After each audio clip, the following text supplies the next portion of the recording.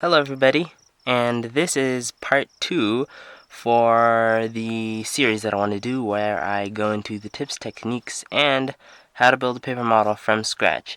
And today we're going to be talking about paper. So, paper is of course the main thing around here. There's a few different types, and I'm not going over the numerous hundreds of types. I'm just going over the types that I use very frequently to make the things that I make.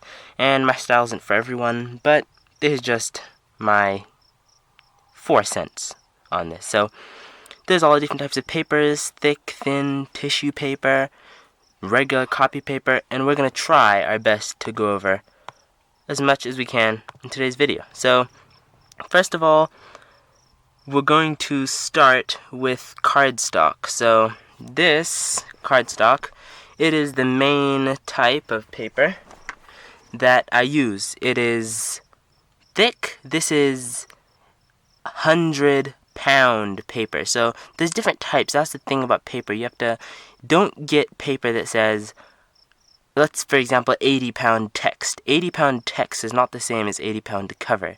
80-pound cover will give you those nice, thick, stiff type paper that is good for modeling with, cutting stiff, rigid shapes with, and manipulating in a way where you can make a good paper model with it. So I always make sure, and I made a mistake and I bought this huge stack of paper, but it was kind of the wrong type, so I'm just using it for drawing now. But that gives you the idea of what type. And that fold, you can see how well it stiffens. That's what I use for my F117. But even then, I made some mistakes because I didn't use cover paper. I used like text or some other type. So you have to be very careful with the different types of paper you use. And different projects will need different type of paper. If you're making a car, then I don't know, you may need some different type. But if you're making an airplane, I know that you need stiffer types to hold up the wings and just things like that that'll extend out and will probably have to be held up on their own. So this is very good. I always have a stash of it. So next is the same thing basically, but black. And I'm just going to talk a little bit short about it. But black, I think it's important to have some black paper because it just gives your models a really nice, I don't know, like monochromatic look to it, where it's just black and white. And so many people tell me to paint my models or whatever, but I think it just looks good like this. Just look at those little accents of black and white. They just complement each other, and it just pops the model, pops out the part, and just gives it a way different look that you can't get if you just used plain white paper. So that's something to consider. Next, we have thin paper, copy paper. This came from my drawing book. You can see it's very limp. It hangs. It's not the best. You can't use it for paper modeling like this. But one good thing you can use it for, which is paper modeling, but you can use it for making like tight rolls and stuff, which you can't do with cardstock because it'll just bend and crack or something. So for this, I used the missiles. All these missiles on here were made from this paper.